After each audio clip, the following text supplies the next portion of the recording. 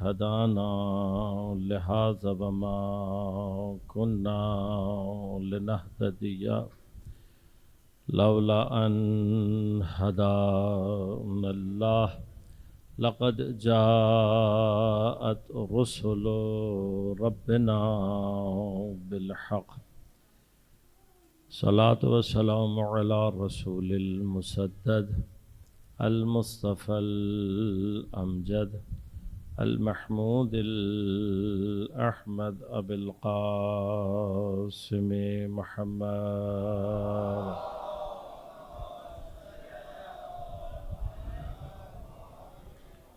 والصلاة والسلام على أسد الله الغالب غالب على كل غالب علي بن أبي طالب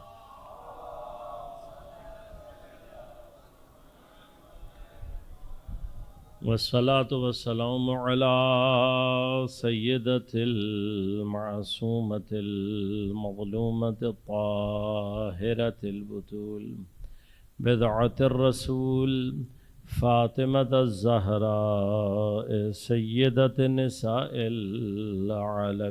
العالمين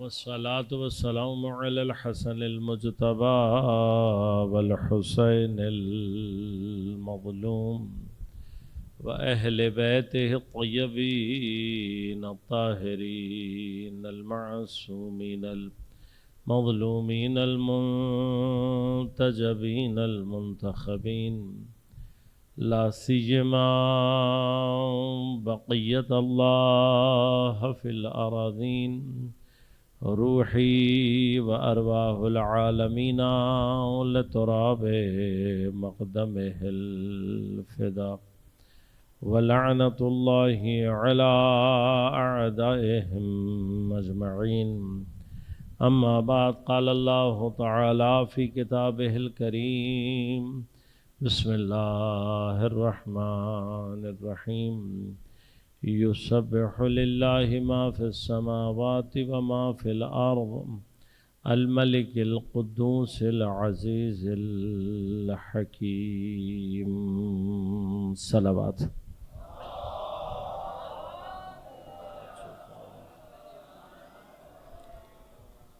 مومنین کرام سامعین محترم عزیزان گرام قدر ایام شہادت حضرت زہرا سلام اللہ علیہا کے حوالے سے ان خمسہ مجالس میں تسبیح کے عنوان سے ہماری گفتگو کا سلسلہ جاری ہے۔ آپ کی خدمت میں عرض کیا پروردگار عالم ارشاد فرما رہا ہے ما فی السماوات و ما فی الارض، جو کچھ بھی آسمانوں اور زمین میں ہیں یسبح للہ، اللہ کی تسبیح کرنا۔ وہ اللہ کی یہ تسبیح کرنا، جب تک ہم تسبیح کے کانسیپٹ کو، تسبیح کے مفہوم کو اس کی اس وسعت اور حقیقت کے ساتھ درک کرنے کی کوشش نہیں کریں گے کہ جو قرآن ہمیں سمجھانا چاہتا ہے، تب تک ہمیں نہ قرآن میں تسبیح کا معنی سمجھ میں آئے گا، نہ اشیاء کی تسبیح کی حقیقت سمجھ میں آئے گی، اور نہ خود اپنی تسبیح کا ہمیں کوئی فائدہ سمجھ میں آئے گا۔ وہ تسبیح کا یہ معنی کہ کچھ ذکر کو، کچھ اوراد کو کسی خاص تعداد میں پڑھ لینا، وہ بھی معروف ہے تسبیح۔ ایک تسبیح وہ بھی ہے جو حضرت سیدہ سلام اللہ علیہا سے منسوب، لیکن خود تسبیح کا جو عام معنی ہے وہ اس سے، یعنی ہمارے اپنے ہاں بھی اس سے زیادہ وسیع ہے۔ مثلا 3 اور 4 رکعتی نمازوں میں تیسری اور چوتھی رکعت میں قیام میں تسبیحات اربع پڑھی جاتی ہیں، وہ بھی تسبیحات ہیں، انہیں پڑھا جاتا ہے۔ اسی طرح سے سجدے اور رکوع کے اذکار بنیادی طور پر تسبیح ہیں۔ اب تسبیح یعنی اس کا معنی یہ ہوا کہ کہ تسبیح کی جو کیفیت اور جو معنی ہے وہ اس سے زیادہ عمومی ہے کہ جو ہم نے اور آپ نے سمجھا ہوا. قرآن اس سے زیادہ وسیع مطلب کو بیان کر رہا ہے. ایک جو معنی آپ کی خدمت میں عرض کیا کہ خدا کو ہر عیب اور ہر نقص سے منزہ اور مبرہ جاننا. ہر شے کائنات کی تسبیح کر رہی ہے صراحت سے. کئی مقامات پر خدا نے ذکر کیا، ان میں سے ایک مقامات کل آپ کی خدمت میں عرض کیا کہ سورہ بنی اسرائیل کی یا سورہ اسراء کی 44 نمبر آیت فرمایا تسبح لہ السماوات السبع والارض. ساتھوں آسمان اللہ کی تسبیح کر رہے ہیں، زمین اللہ کی تسبیح کر رہی ہے، وما فیہن، اور جو کچھ ان میں ہے سب اللہ کی تسبیح کر رہا ہے. اور پھر اس کو اس سے زیادہ وسعت دے کر فرمایا ام من شیء الا یسبح بحمدہ.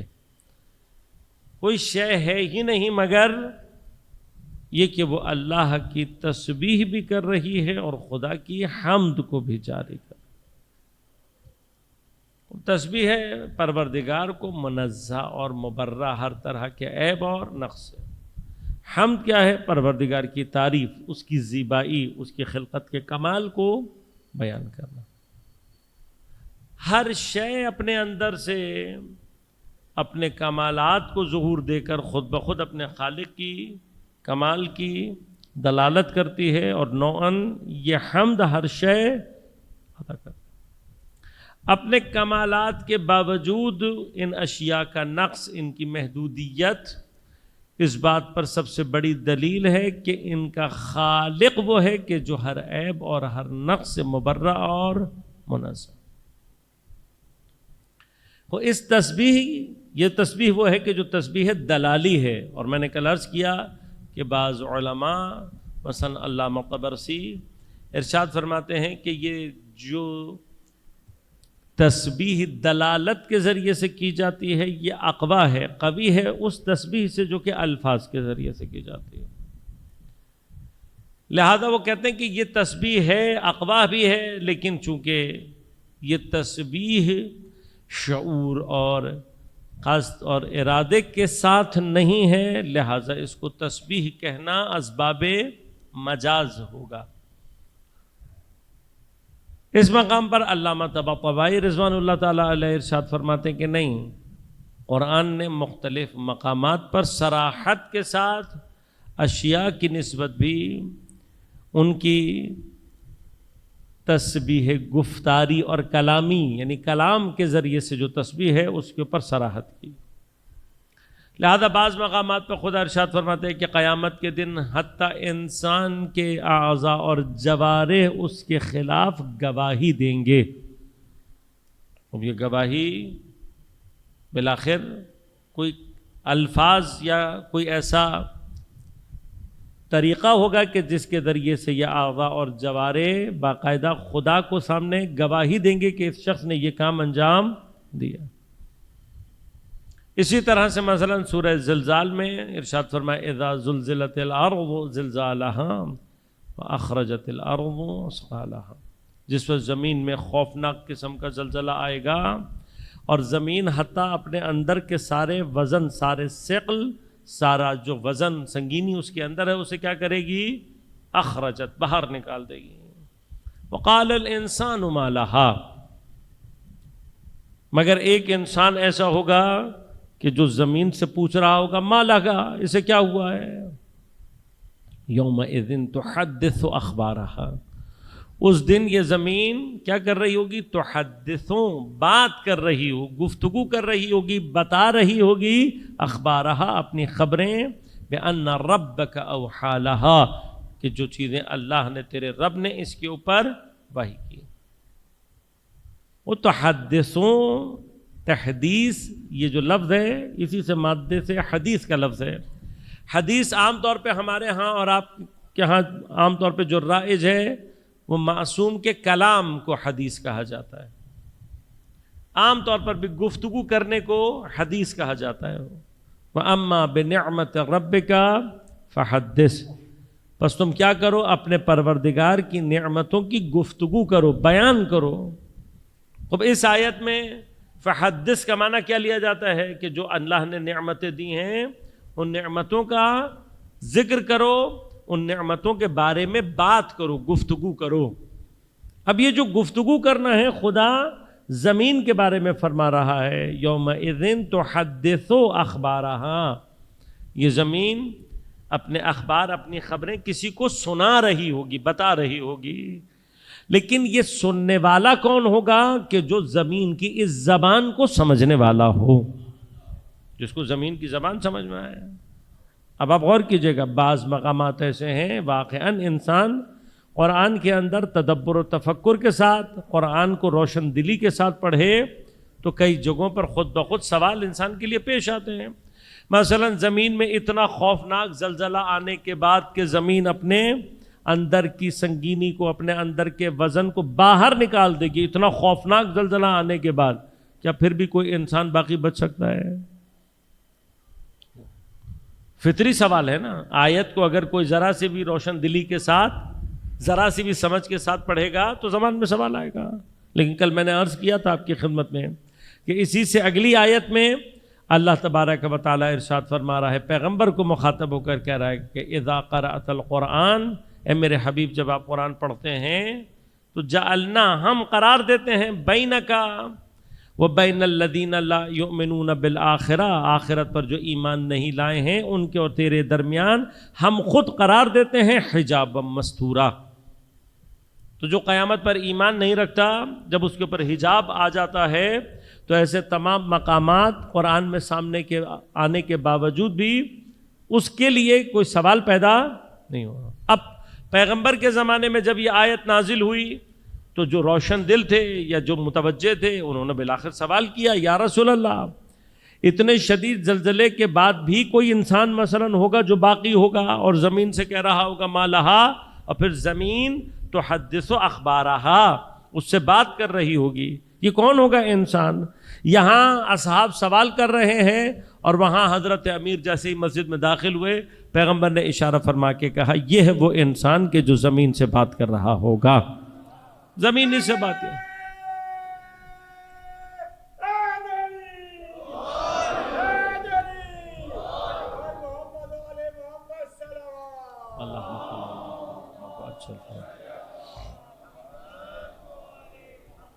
اب جو زمین کی بات سمجھ رہا، جو صلاحیت رکھتا ہوگا، زمین اس سے بات کرے گی۔ لہذا یاد رکھیے گا، جس قدر انسان کے فہم کا دائرہ وسیع ہوتا چلا جاتا ہے، خود بخود یہ مراحل اس کے لیے پیش آتے چلے جاتے۔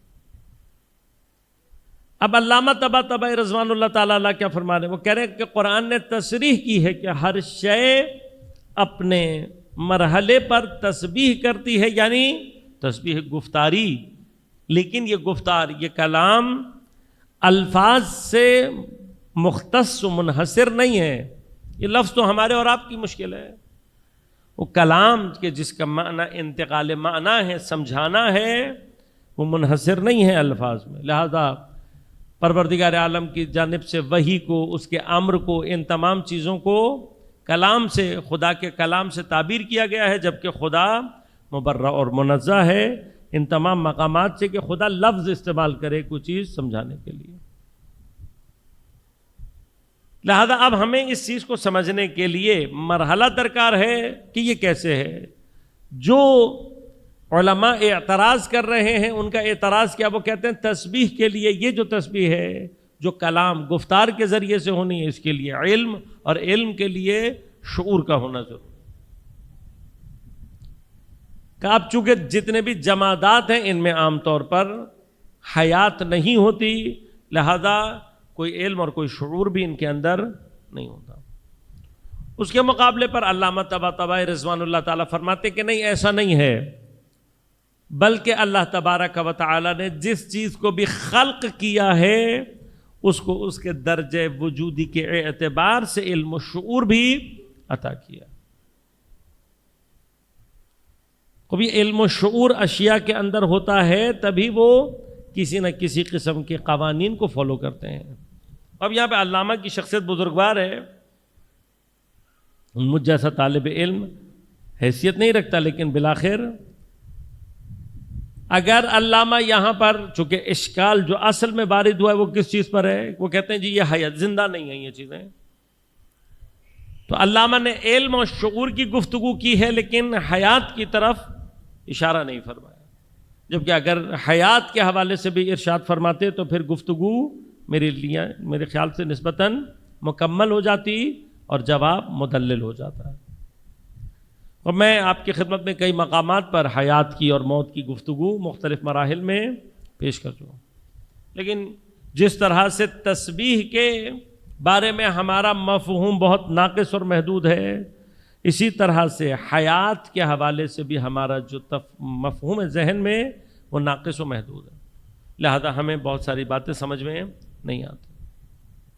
خود حیات کا جو تصور دین نے دیا ہے وہ ہمارے اور آپ کے عام تصور سے بہت زیادہ وسیع اور بہت زیادہ قوی ہے۔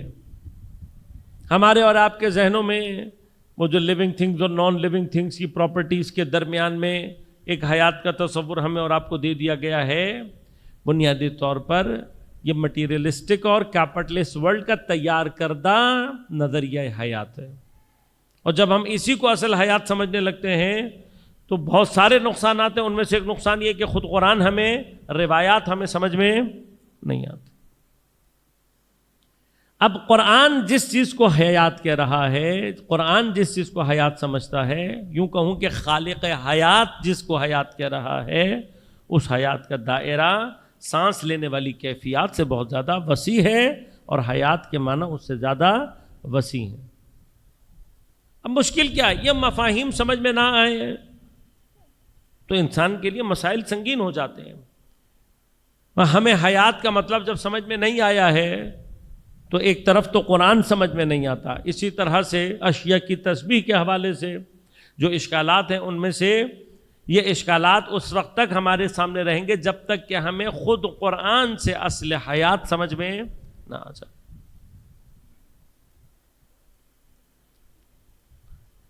دوسری مشکل کیا ہے؟ جب تک ہم اپنا حیات کا نظریہ نہیں تبدیل کریں گے تب تک ہمارا زندگی گزارنے کا طریقہ تبدیل نہیں ہو سکتا۔ اب یہ جو ہم اور آپ زندگی گزار رہے ہیں، ہم چاہیں یا نہ چاہیں، اگر ہمارا حیات کا نظریہ وہی ہے کہ جو سائنس کے لفافے میں لپیٹ کر مٹیریلسٹک اور کیپٹلسٹ دنیا نے ہمیں اور آپ کو تھما دیا اور ہم نے سمجھا کہ یہی سانس لینا، کھانا کھانا، بچے پیدا کرنا، اسی کا نام زندگی ہے، تو سمجھ لیں کہ آپ کا بھی حیات کا نظریہ مٹیریلسٹک اور مادی ہے۔ آپ نے ابھی قرآنی نظریہ حیات اختیار ہی نہیں کیا۔ اب جب قرآنی نظریہ حیات اختیار نہیں کیا تو نقصان کیا ہے؟ مطلب کیا فرق پڑ جائے گا اگر میرا نظریہ حیات درست نہیں ہوگا؟ یہ آفات ہے۔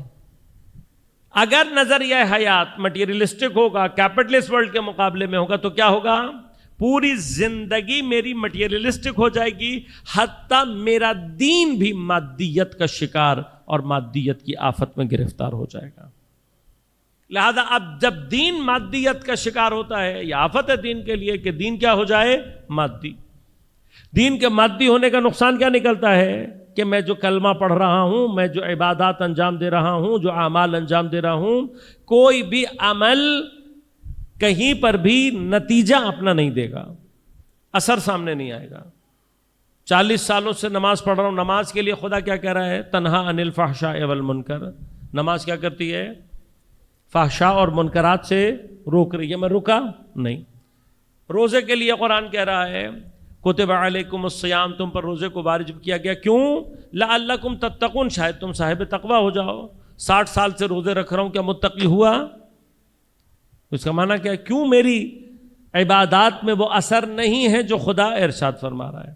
تو میں اس کو عام الفاظ میں اپنے طور پر جب بیان کرتا ہوں تو میں یہ کہتا ہوں کہ یاد رکھیے گا، عبادات کی فصل جس زمین پر اگ کر اپنا ثمر دیتی ہے وہ حیات کا تصور ہے کہ جو قرآن اور اہل بیت کے مطابق ہوگا۔ بس اگر حیات کا تصور مادی ہو، حیات کا نظریہ مادی ہو، اس مادی تصور حیات کی زمین پر کبھی بھی عبادات کی فصل تیار نہیں ہو سکتی اور کبھی بھی اس کا ثمر حاصل نہیں ہو سکتا۔ اب یہ مادی ہے، جب دین مادی ہو جائے تو کیا ہوتا ہے؟ ہماری تمام تر عبادات، پورے دین، ہر چیز کا جو دائرہ وہ مادے کے گرد گھومتا رہتا ہے۔ لہٰذا انسان مومن ہے، متدین ہے، دیندار ہے، نمازیں پڑھ رہا ہے، روزے رکھ رہا ہے، اپنے آپ کو حرام سے بچا رہا ہے، لیکن اس کے ذہن میں کل تصور عبادات کیا ہے؟ نماز پڑھو ورنہ اللہ تعالیٰ روٹی بند کر دے گا، عبادات کرو ورنہ اللہ رزق اٹھا لے گا، حرام انجام نہ دو کیونکہ اللہ رزق بند کر دے گا۔ معذرت کے ساتھ یہ خدا کی نسبت مادیت کا تیار کردہ پست ترین تصور ہے جو کہ خدا کی نسبت ہے۔ یعنی کوئی خدا کو اتنا پست تصور کر لے کہ مثلا کوئی اگر نافرمانی کرے گا اس کی تو وہ اس کی روٹی بند کر دے گا۔ وہ خدا ظالم و جابر نہیں ہے۔ اگر یہ کرنا ہوتا تو سارے کے سارے مشرکین اور سارے کے سارے کفار کب کے بھوکے مر چکے ہوتے ہیں۔ بالعکس ہے، الٹا خدا بظاہر ان کو دنیاوی نعمات زیادہ دے رہا ہوتا ہے۔ کیوں؟ اس لیے کہ کافر اور مشرک کی پرواہ نہیں کرتا خدا۔ یہ جو مومن پہ سختی نازل کرتا ہے اس لیے کرتا ہے کہ اس کی طرف ناظر ہے، اس کی طرف نگاہ لطف کرتا ہے، اور اس بہانے سے سختی کے عام طور پر چاہتا یہ ہے کہ میرے بندے کو رزق دنیاوی اور مادی سے زیادہ رزق معنوی حاصل ہو۔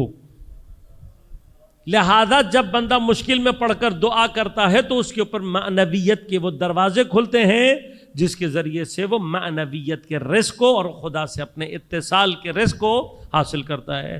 اگر یہ مشکلات نہ پڑے بندے کی تو نہ وہ خدا کو یاد کرے گا اور نہ اس کو یہ رزق معنوی نصیب ہوگا۔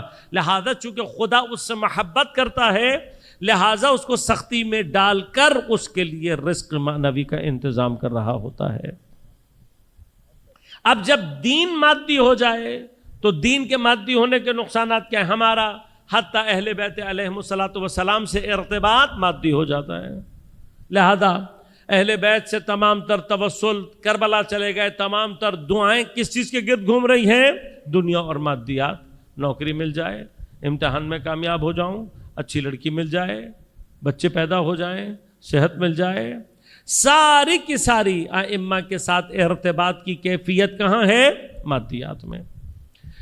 مجالس اعضاء، ان سے متعلق ہر چیز کا دائرہ خود بخود یہ مادی ہے۔ یہ تعلق ہمارا اہل بیت اطہار سے 100% کیا ہے؟ مادی تعلق ہے۔ حضرت عباس علیہ الصلوۃ والسلام کو ہم باب الحوائج مانتے ہیں، باب الحوائج ہیں، لیکن ان سے ہم نے حاجات میں آج تک مادے اور مادی خواہشات کے علاوہ حضرت عباس سے کیا مانگا ہے؟ اور باب الحوائج ہیں، ہمیں بہت کچھ عطا کر سکتے ہیں۔ کیا کبھی ہم نے حضرت عباس سے رابطہ کر کے یہ چاہا، یہ کوشش کی کہ مولا مجھے آج وہ عطا کریں جو آپ عطا کرنا چاہتے ہیں؟ وہ کم ترین چیز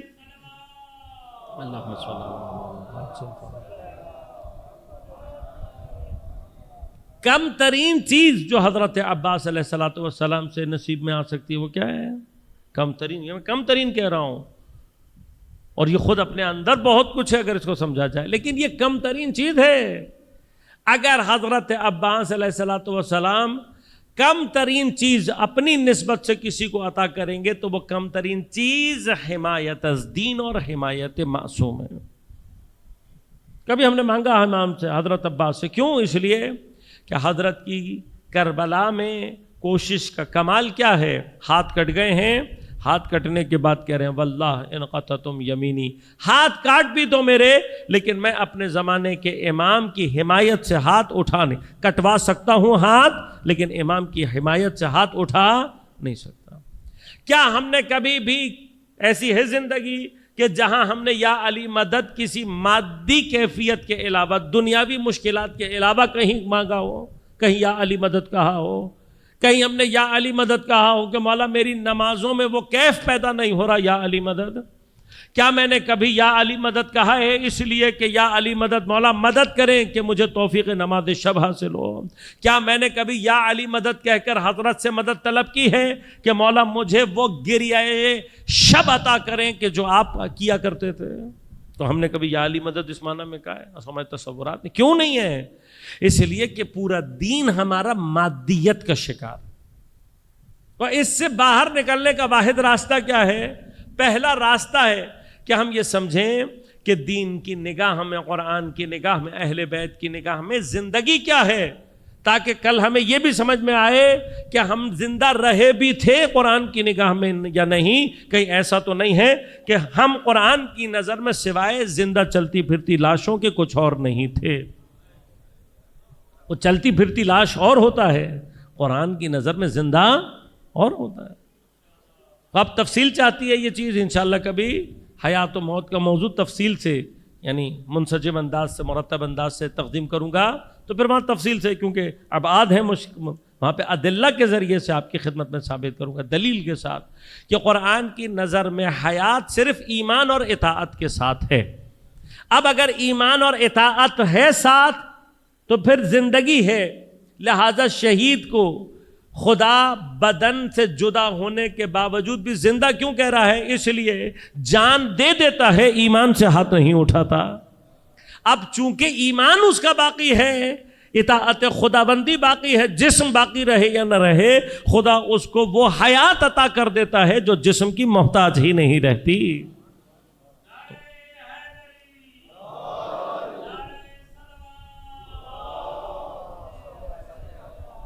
اب جب تک ہمیں دین کی نگاہ سے زندہ ہونے کا مطلب سمجھ میں نہیں آئے گا، ہمیں کبھی بھی سمجھ میں نہیں آئے گا کہ کیوں فرمایا من مات علی حب آل محمد مات شہیدا، کیوں کہا ہے؟ اس لیے کہ حب آل محبت دل میں رکھنے والا کبھی بھی ایمان اور اطاعت کے دائرے سے خارج ہو ہی نہیں سکتا۔ اب جو ایمان اور اطاعت کے دائرے سے خارج نہ ہو جائے، اس سے بدن تو جدا ہو سکتا ہے، وہ مر نہیں سکتا۔ یہ مقامات ہیں، اس کو سمجھنے کی ضرورت ہے۔ یہ حیات کے معنی، اگر حیات ہمیں ان معنی میں، جب تک ہم سانس لینے انہی چیزوں کے چکر میں پڑے رہتے ہیں کہ ہماری نظر میں سانس لینا، ہماری نظر میں کھانا کھانا یہی حیات ہے، تو پھر پوری حیات کا ہم و غم کیا ہے؟ کہیں گھومنے پھرنے چلے جائیں۔ حیات کا کل ہدف کیا ہے؟ بہترین کھانا کھانے کہیں چلے جائیں۔ حیات کا کل ہدف کیا ہے؟ فلاں برانڈ کا کپڑا مل جائے، فلاں موبائل مل جائے۔ یہ کیا ہے؟ یہ تمام چیزیں خود بخود ہمیں سمجھا رہی ہیں کہ ہم گرفتار ہیں ابھی تک کون سی؟ مادی حیات میں۔ خود جو دینی حیات کا متوجہ ہو جاتا ہے، جو دین کے مطابق امام کی نظر میں زندہ ہونا چاہتا ہے، تو پھر اس کی نظر تبدیل ہو جاتی ہے۔ وہ سانس لینے کو زندگی نہیں سمجھ رہا ہوتا، پھر اس کی نظر میں جتنا یہ بچہ آج تڑپ رہا ہے ایک موبائل کے لیے، جس کی نظر میں حیات کا معنی امام کے مطابق ہو جائے، وہ اتنا تڑپتا ہے شہادت کے لیے۔ شہادت طلبی کہاں سے آتی ہے؟ کہاں سے آتی ہے شہادت طلبی؟ جو موبائل پہ مر رہا ہو وہ امام پہ مر سکتا ہے؟ حسن معنی نہیں رکھتا۔ لہذا پوری کی پوری انسان کی زندگی گزارنے کا طریقہ تبدیل ہو جاتا ہے اگر اس کا حیات کا نظریہ تبدیل ہو جائے۔ اگر حیات نہیں سمجھ میں آئے گی تو کیا فرشتوں کی حیات سمجھ میں آئے گی کبھی؟ فرشتے کیسے زندہ ہیں مگر سانس لیتے ہیں، کھانا کھاتے ہیں، بچے پیدا کرتے ہیں، کیا کرتے ہیں؟ لہذا اب جب حیات کا تصور ہی سمجھ میں نہیں آئے گا تو خدا کی نسبت کبھی بھی معرفت کے مراحل میں ہم خدا کا اسم حی ہونا سمجھ ہی نہیں سکتے۔ دیکھیے خدا کی ذات کی معرفت اور کنہ معرفت حاصل کرنا ناممکن ہے، لہذا خدا نے اپنے آپ کو اپنے اسماء اور صفات سے پہچانوایا ہے۔ اب خدا جب اپنے بارے میں الحی کہتا ہے تو زندہ ہے۔ کیا معنی زندگی کا لوں میں خدا کی نسبت؟ سانس لیتا، بچے پیدا، لم یلد ولم یولد، ان تمام چیزوں سے مبرہ منزہ ہے۔ لہذا غور کیجئے گا، یعنی حیات کا تصور تبدیل ہوتا ہے تو معارف دینی تبدیل ہو جاتے ہیں، دین کی سمجھ تبدیل ہو جاتی ہے۔ حیات کا تصور تبدیل ہوگا، زندگی گزارنے کا خود بخود طریقہ تبدیل ہو جائے گا۔ لیکن جب یہی حیات کے معنی سمجھ میں آتے ہیں تو اب غور کیجئے گا، جس طرح سے خداوند کریم کی بعض اسما اور صفات تمام خلائق میں بعض ایسی ہیں جو سب میں سے تجلی کرتی ہیں. مثلا جب وہ خالق ہے، ہر شے جو مخلوق ہے وہ صفت خالقیت کو ظاہر کر رہی ہے. لہذا وہ اسی اعتبار سے رازق ہے تو کوئی شے ایسی نہیں ہے کہ جس تک اللہ اس کا رزق نہ پہنچا رہا ہو. اسی طرح سے اگر وہ حی ہے تو ہر شے جو خلق ہوئی ہے وہ حیات کے کسی نہ کسی مرحلے پر ضرور ہوتی ہے. اب ان میں سے بعض حیات کے آثار وہ ہیں کہ جو شدید ہیں اور بعض ضعیف. اب جس کو ہم نے ایمان اور اطاعت سے تعبیر کیا وہ حیات. لہذا علماء فرماتے ہیں کہ حیات اصل میں کیا ہے؟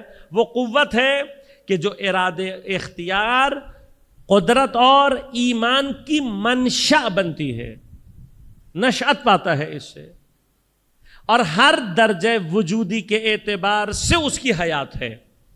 لہذا غور کیجیے گا، جمادات جتنے بھی ہیں جن کو ہم اور آپ بے جان کہہ رہے ہیں، یہ اپنے درجے وجودی کے اندر بالآخر کچھ قوانین کو فالو کر رہے ہیں یا نہیں؟ فالو کرتے ہیں. سوال میرا یہ، اگر ان کے اندر کوئی شعور اور علم اور ادراک نہیں ہے، اگر کسی لیول کی کوئی حیات اور کوئی علم اور شعور نہیں ہے تو یہ ان قوانین کو فالو کیسے کرنا ہے؟ ہمارا اور آپ کا کام. سائنسدان کیا کرتا ہے؟ سائنسدان کی کل پرواز اتنی سی ہے کہ وہ ان چیزوں کے قوانین کو دریافت کشف کر لیتا ہے کہ بھئی ایسے ہے. اور بعض چیزیں ایسی ہوتی ہیں کہ انہی قوانین کو کشف کر کے جو چیز عام طور پر ان کے درمیان میں پیش نہیں آ رہی ہوتی، وہ انہی قوانین کے دائرے میں ان کو ہمارے اور آپ کے سامنے پیش کر دیتا ہے. اسی کو ہم دریافت کہتے ہیں کہ عام طور پر نہیں پائی جا رہی. لیکن وہ جو سائنسدان نے انوویٹ کیا ہوتا ہے، انوینٹ کیا ہوتا ہے، وہ کہیں باہر سے کوئی نیا قانون ہے جو اس نے چلایا ہوتا ہے؟ نہیں، اس کا اپنا کوئی قانون نہیں ہوتا. اس نے صرف وہ قانون دریافت اور اسے استعمال کیا. مثلا پانی ہائیڈروجن اور آکسیجن سے مل کے بنے گا. نہیں ہو سکتا کہ ہائیڈروجن کسی اور گیس کے ساتھ مل کر پانی بنا دیں. نہیں ہو سکتا کہ آکسیجن کسی اور گیس کے ساتھ مل کر، حتیٰ H2O، 2 ہائیڈروجن اور 1 آکسیجن ملیں گے تو ہی پانی بنے گا. اب اگر یہاں کسی نے دریافت کر لیا کہ ہاں بھائی بعض پانی ایسے بھی ہوتے ہیں جو H3O بنتے ہیں، 3 H کے مالیکیولز آ جاتے ہیں جو آکسیجن کے ساتھ بانڈ بنا لیتے ہیں، تو کیا وہ پانی پینے کے قابل ہوتا ہے؟ نہیں ہوتا. اس کی اپنی الگ پراپرٹیز ہیں.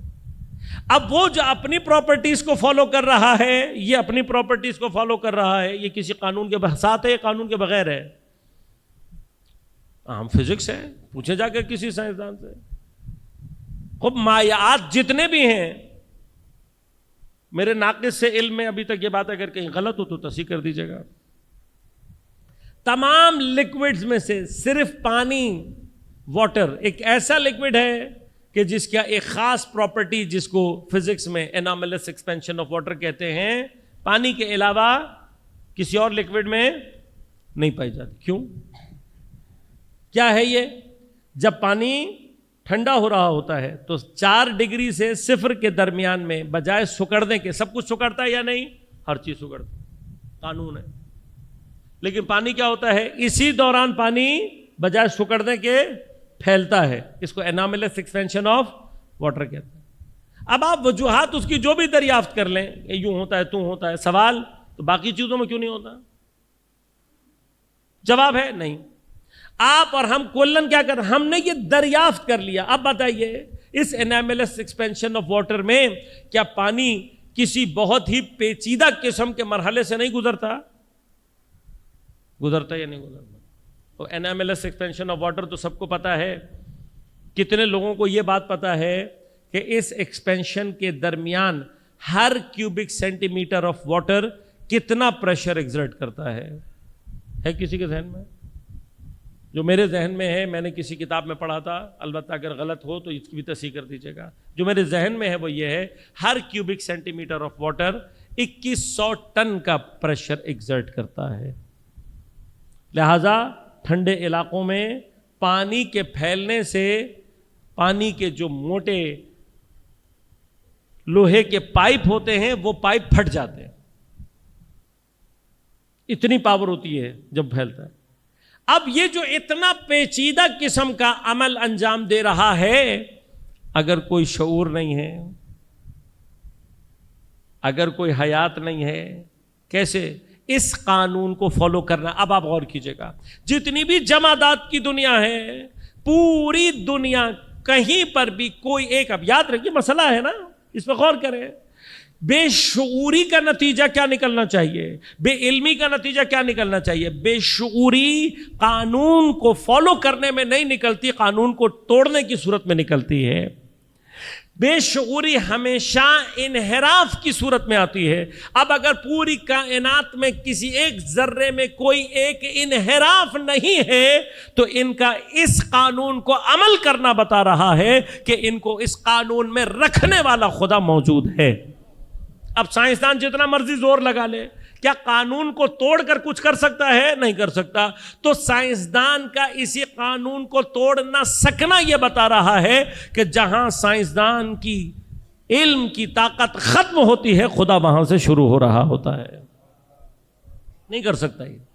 لہذا غور کیجئے گا کیا ہوتا ہے، پورا زور لگا لیا سائنسدانوں نے، ہر طرح کا میٹل بنا سکتے ہیں، لیکن آج تک اگر نہیں بنا سکے تو مختلف کیمیکل کمبینیشنز کے ذریعے سے سونا بنایا انسان نے، آرٹیفیشلی نہیں بنا سکا. کیوں؟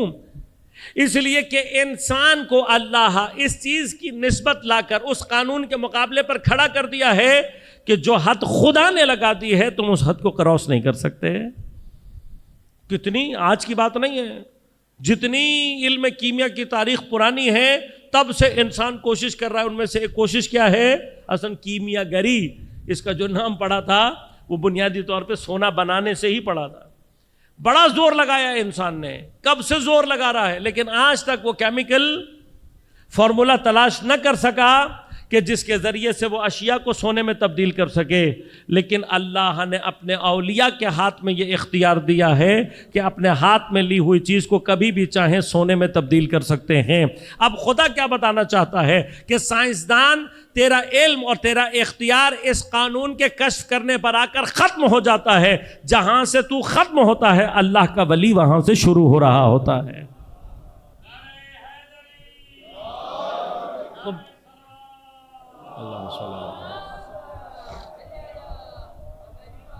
لہذا اب خدا اس ذریعے سے کیا بتا رہا ہے؟ خدا اس ذریعے سے بتا رہا ہے کہ کسی کو اللہ نے ان قوانین سے اوپر رکھا ہوا ہے، کسی کے تسلط کے اندر ان قوانین کو اللہ تبارک و تعالیٰ نے رکھا ہوا ہے. لہذا غور کیجئے گا، جیسے جیسے یہ درجہ وجودی بڑھتا چلا جاتا ہے ویسے ویسے اپنے درجے کے اعتبار سے پھر اس کی تسبیح کی، اس کے شعور اور ادراک کی کیفیت تبدیل ہونے لگتی ہے. لہذا جیسے ہی جمادات حیات کے دائرے میں داخل ہوتے ہیں وہیں سے ان کے شعور اور ادراک اور پھر ان کی نسبت، ان کی تسبیح کی کیفیت تبدیل ہو جاتی ہے. اب جیسے نباتات کو لے لیں، پلانٹس کو لے لیں، پلانٹ جب گرو کرتے ہیں، میں چیلنج کر رہا ہوں کسی ایک فزکس کے سائنسدان سے آپ جو پودا گرو کرتا ہے اس سے پوچھیں کہ کون سا فزیکل قانون ہے کہ جو اس کی گروتھ میں جاری ہو رہا ہوتا ہے. کوئی فزیکل قانون نہیں ہے. کیوں؟ اسی لیے بائیولوجی کی جو فیلڈ الگ ہو جاتی ہے وہ کیوں الگ ہوتی ہے، اور بائیولوجی کا جو محقق ہے وہ بھی کیا کر رہا ہوتا ہے؟ وہ حیات کے آثار کو صرف اور قوانین کو دریافت کر رہا ہوتا ہے، اس سے آگے کچھ اور نہیں کر سکتا. یہی چیز جب حیوانات میں آتی ہے تو اور زیادہ پیچیدہ ہو جاتی ہے. لہٰذا بعض حیوانات کے اندر اتنا پیچیدہ، مکڑی جو جالا بناتی ہے اس کے اندر ایک پیچیدہ ترین علم استعمال کرتی ہے. کیا انسان کو آج تک یہ علم سمجھ میں آیا ہے کہ مکڑی کیسے کرتی ہے؟ علم نہیں سمجھ میں آیا. شہد کی مکھی، کسی بھی حیوان کو آپ لے لیں، بس انسان کے اندر تمام تر ترقی کے باوجود اب کیا یہ حیوانات ایک دوسرے سے کوئی کمیونیکیشن کرتے ہیں یا نہیں؟ پوری کالونی چلاتی ہیں، لاکھوں چونٹیوں کی کالونی ہوتی ہے، کمیونیکیشن ہوتی ہے یا نہیں؟ باتیں کرتی ہیں، گفتگو کرتی ہیں، الفاظ استعمال کرتی ہیں. لاکھوں مکھیوں کا چھتا ہو سکتا ہے، گفتگو کرتی ہیں، باتیں کرتی ہیں. کیسے کمیونیکیٹ کر رہی ہیں؟ بس یہ جو ان کی کمیونیکیشن ہے، یہ کمیونیکیشن بتا رہی ہے کہ کلام صرف الفاظ کے اوپر منحصر نہیں کرتا. حتیٰ حیوانات میں ہمیں نظر آ رہا ہے. اب آپ حیوانات کو چھوڑیں، خود یہ جیسے جیسے سائنٹیفک ترقی ہو رہی ہے بہت ساری چیزوں کو سمجھنا واقعاً آسان ہو رہا ہے. اسی لیے امام سجاد علیہ الصلوۃ والسلام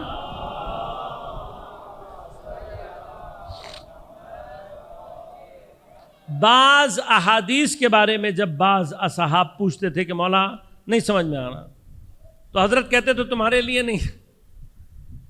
بعض احادیث فرماتے تھے چھوڑ دو آخر زمان کے لوگوں کے لیے. کیوں؟ اس لیے کہ آخر الزمان کے لوگوں کا جو فہم ہوگا، ان کا جو شعور ہوگا، بعض چیزیں انہیں سمجھ میں آئیں گی، تمہیں سمجھ میں. اب جمادات کی نسبت اسی شعور کو آج کی دنیا میں جب ہم نے ترقی کی ہے تو ہمیں سمجھ میں آ رہا ہے یا نہیں آ رہا؟ بعض چیزوں کو سمجھنا آسان ہو گیا یا نہیں؟ اب آپ اپنے کمپیوٹر کی دنیا میں، انفارمیشن ٹیکنالوجی میں، آپ مختلف ڈیوائسز کو آپس میں سنکرونائز کرتے ہیں یا نہیں؟ جب آپ ڈیوائسز کو آپس میں سنکرونائز کرتے ہیں، ایک ڈیوائس دوسرے ڈیوائس کے ذریعے سے کمیونیکیشن کرتا ہے یا نہیں؟ انتقال معنی کرتا ہے یا نہیں؟ یہ سنکرونائزیشن جب ہو رہی ہوتی ہے، اور جتنی زیادہ سنکرونائزیشن ہو اتنے کام آپ کے آسان ہوتے چلے جاتے ہیں. یہ جو آپ سنکرونائزیشن جس کو کہہ رہے ہیں، کیا یہ کمیونیکیشن نہیں ہے؟ کمیونیکیشن ہے. یہ کمیونیکیشن سمجھ میں آ رہی ہے؟ آگے بڑھ جائیں. Artificial intelligence. آج کل آرٹیفیشل انٹیلیجنس کے ذریعے بچوں سے پوچھو کہ بھائی کون سی چیز کے لیے کون سا سافٹ ویئر استعمال کریں، بچے بتائیں گے ویڈیو ایڈیٹنگ کے لیے یہ استعمال کریں، فلاں ٹرانسکرپشن کے لیے یہ استعمال کریں، فلاں کے لیے یہ استعمال کریں. کیوں؟ اس چیز کو بھی اب یہاں ذہن میں رکھیے گا. ہر وہ پروگرام جو کسی ایک خاص جہت میں اپنے کمالات کو ظاہر کرتا ہے، مثلا آپ کہتے ہیں آغا صاحب فلاں سافٹ ویئر استعمال کریں، اس کی ٹرانسکرپشن بہت زبردست ہے. یہ جب آپ نے کہا نا کہ ٹرانسکرپشن بہت زبردست ہے، یہ آپ نے اس کے کمال کا اعتراف کیا یا نہیں؟ اعتراف کیا. اور اس نے اپنے کمال کو ظاہر کر کے اپنے خالق کی تسبیح کو آپ کی زبان سے جاری کروایا یا نہیں؟ جاری کروایا. یہ تسبیح ہے. اس حد تک ہمیں سمجھ میں آ رہی ہے یا نہیں؟ اب یہی آرٹیفیشل انٹیلیجنس حتیٰ کیا ہوتا ہے، آپ اس کو جب استعمال کرنا شروع کریں گے، اس سے بات چیت کرنا شروع کریں گے. اب تو بزرگوں کے لیے ایک بڑا اچھا، خاص طور پہ وہ بزرگ افراد کہ جو عام طور پر تنہائی کی شکایت کرتے ہیں، ہم سے کوئی بات کرنے والا نہیں ہے، ان کے لیے بھی بہترین انتظام ہو گیا ہے. ہاں، کسی ایک آرٹیفیشل انٹیلیجنس کے پروگرام کے ساتھ سیٹنگ کر لیں، اس سے باتیں کرنا شروع کریں، وہ آپ کو جواب دے گا باقاعدہ. اور حتیٰ اس طرح کے الگورتھم ڈیزائن کر لیے گئے ہیں کہ وہ آرٹیفیشل انٹیلیجنس کا جو ٹول ہے وہ آپ کے مزاج کے ساتھ ہم آہنگی پیدا کرنا شروع کر دیتا ہے. ہوتا ہے یا نہیں ہوتا؟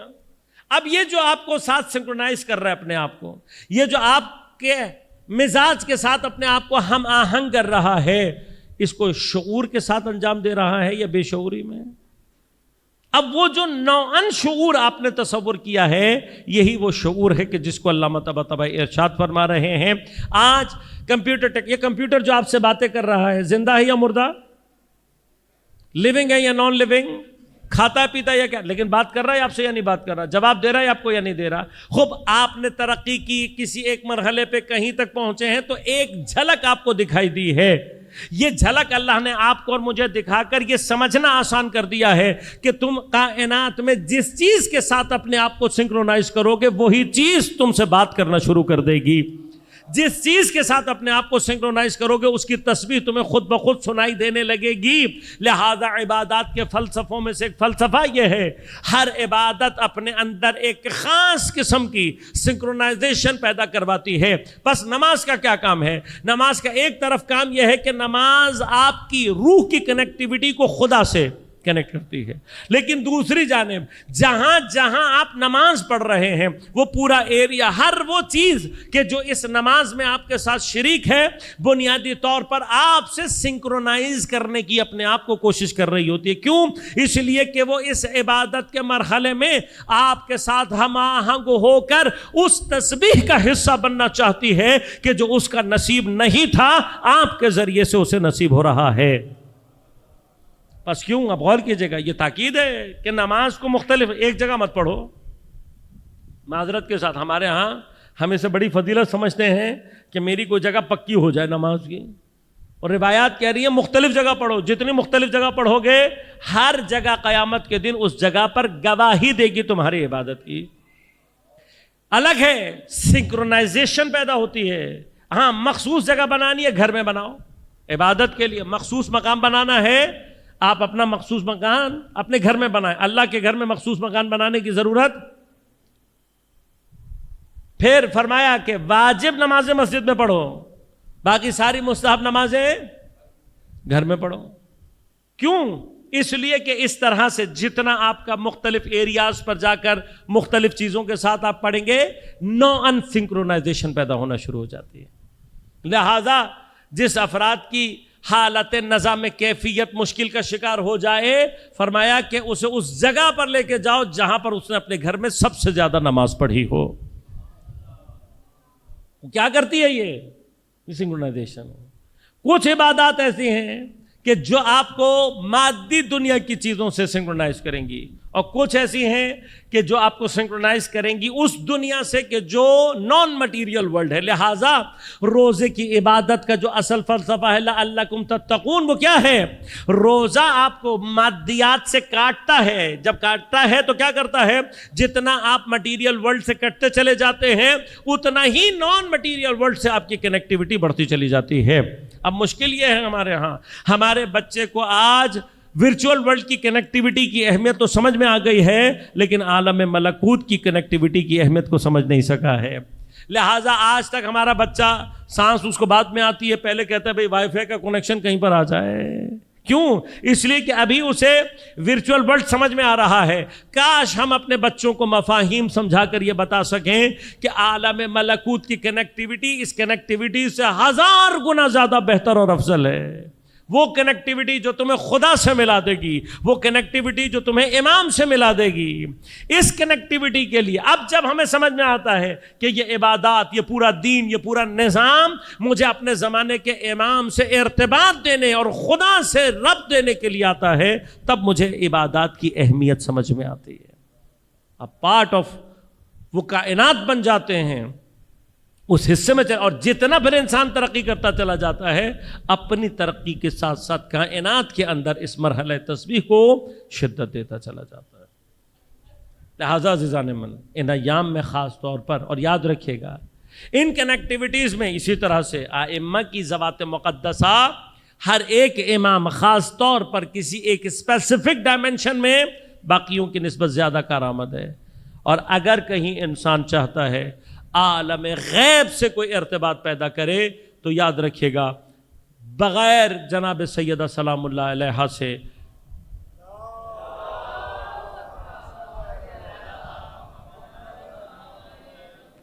جناب سیدہ سلام اللہ علیہا سے کنیکٹ ہوئے بغیر اصلاً عالم غیب سے ارتباط پیدا کرنا ممکن ہی نہیں۔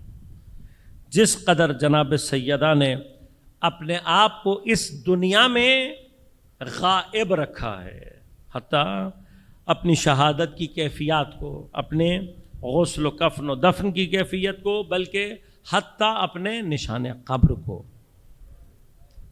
کیوں؟ بہت سارے اہداف ہیں۔ ایک ہدف یہ بھی ہے کہ سیدہ اپنی مقاومت کی جو مدت ہے، خاص طور پہ پیغمبر کی شہادت سے لے کر اپنی شہادت تک، اس مدت میں اس قدر نشان چھوڑ کر چلی گئی ہے کہ کوئی بھی سیدہ کی مقاومت کا انکار نہیں۔ یہ جو شبہات پیش کیے جاتے ہیں کہ حضرت امیر اتنے شجاع تھے تو جناب سیدہ کے دفاع کے لیے کیوں نہیں آئے، وہ وجہ یہ ہے کہ آپ حضرت امیر کے لیے تعیین تکلیف کیوں کر رہے ہیں؟ وہ شک ہے آپ کو حضرت امیر میں؟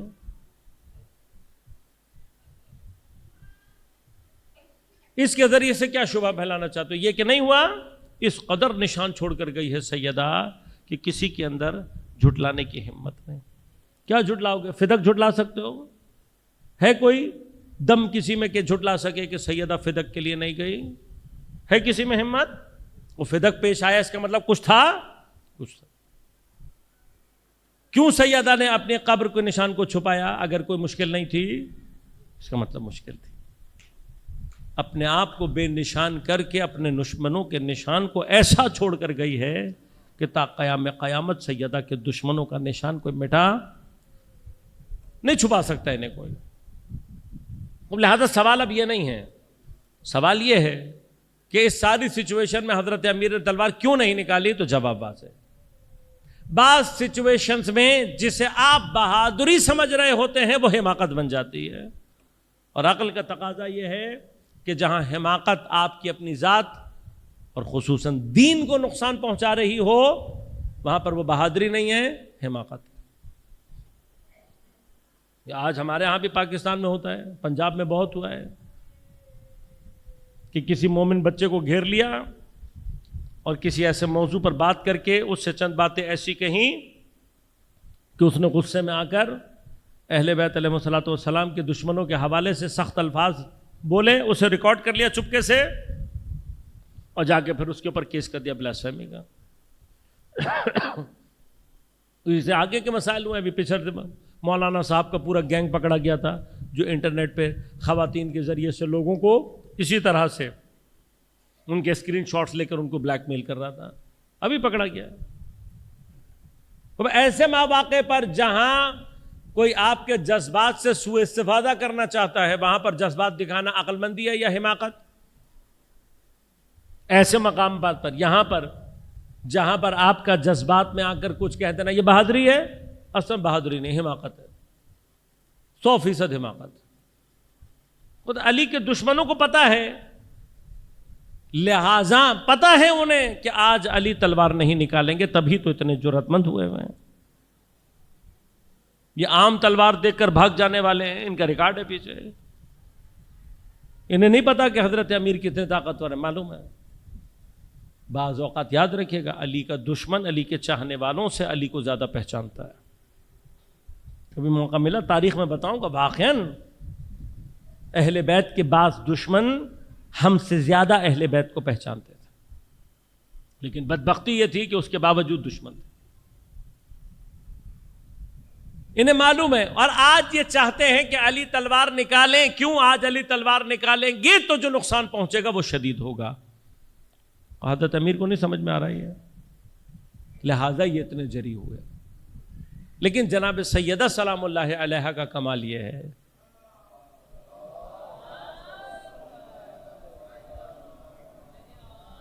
کہ عین اس مرحلے میں سیدہ نے مقاومت کا وہ راستہ اختیار کیا ہے کہ کئی فائدے، کئی چیزوں کو سیدہ نے استفادہ کیا۔ ان میں سے ایک کام کیا ہے؟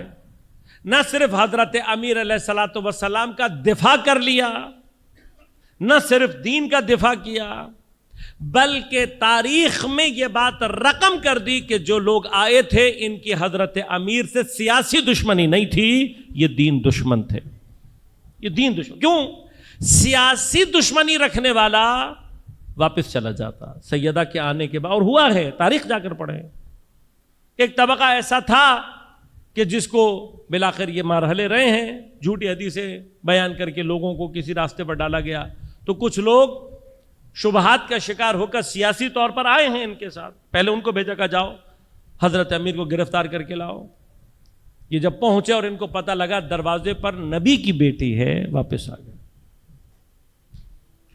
تو ان کو کہا جا سکتا ہے کہ یہ سیاسی دشمن تھے۔ کیوں؟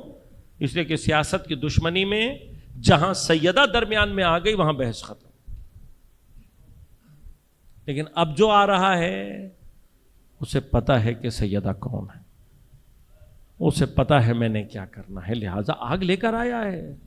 یہ دین دشمن ہے، یہ دین دشمن ہے، اور نہ کرتا تو مجھے اور آپ کو پتا لگتا کہ دین دشمن ہے۔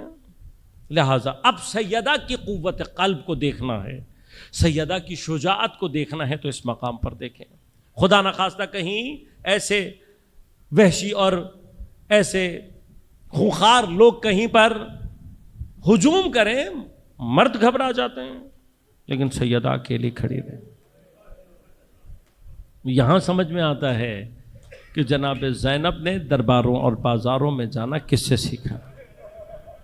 ایک ہجوم ہے جو ہاتھوں میں تلواریں، ڈنڈے اور آگ اور لکڑیاں لے کر آیا ہوا ہے، بپھرا ہوا ہجوم ہے، آگ لگا دے گا، لیکن سیدہ پوری شجاعت کے ساتھ کھڑی۔ ایک ہجوم ہے جو دروازے پر آیا ہے، لیکن سیدہ نے دروازہ کھلنے نہیں دیا۔ تو ایک مرحلہ ہے کہ جہاں سیدہ نے دروازے کو اپنے دونوں ہاتھوں سے تھاما ہوا تھا. ایک ہجوم ہے جو اکیلی سیدہ سے دروازہ نہیں کھلوا سکا. خاتون ہے, حاملہ ہے, اس کے باوجود ایک پورا ہجوم پشت در ہے, اکیلی سیدہ ہے, دروازہ نہیں کھلوا سکا. جب دروازہ نہ کھلوا سکے, اب یہ مردانگی نہیں ہے, جب نہیں کھلوا سکے دروازہ, کیا کیا؟ مشہور تازیانہ ہے, اتنا سیدہ کی انگلیوں پہ مارا کہ بالآخر سیدہ سے دروازہ.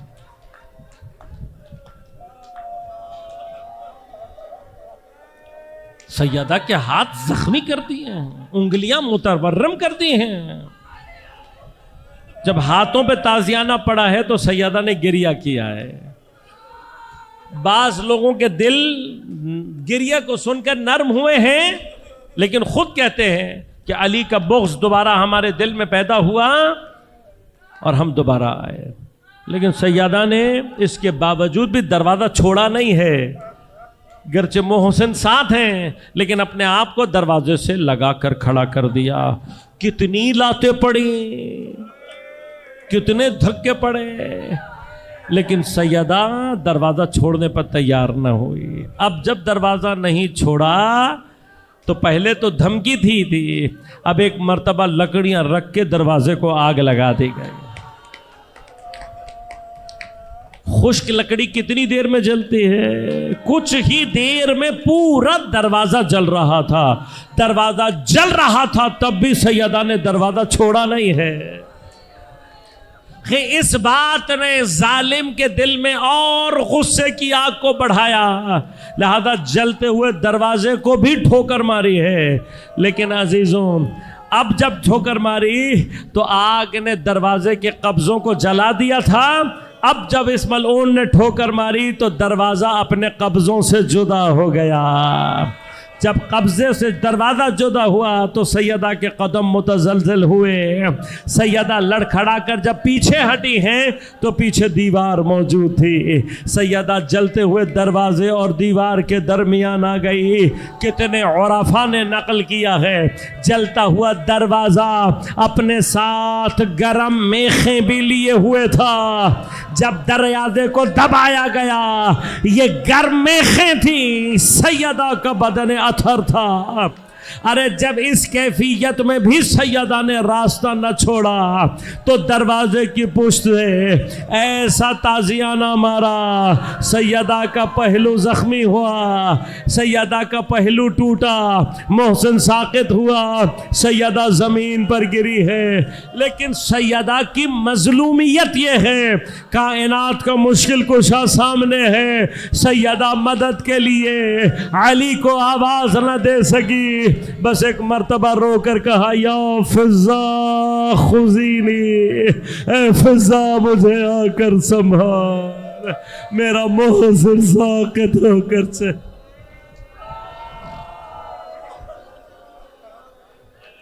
الا ولعنۃ اللہ علی القوم الظالمین وسيعلم الذين ظلموا أي منقلب ينقلبون. ماتم حسین.